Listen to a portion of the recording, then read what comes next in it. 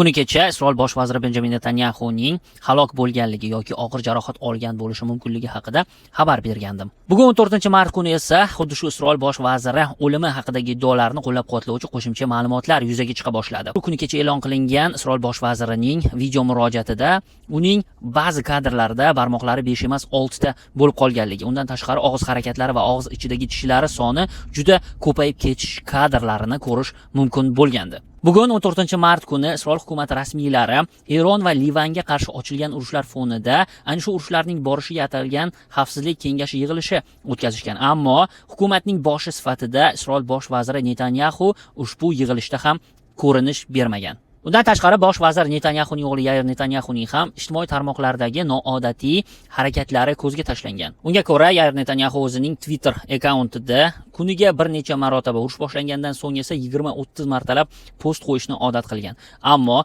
mana shu kabi Netanyahuning o'limi haqidagi gap so'zlar chiqqanidan beri, taxminan 6 kundan beri uning o'g'li Twitterga hech qanday post joylamagan.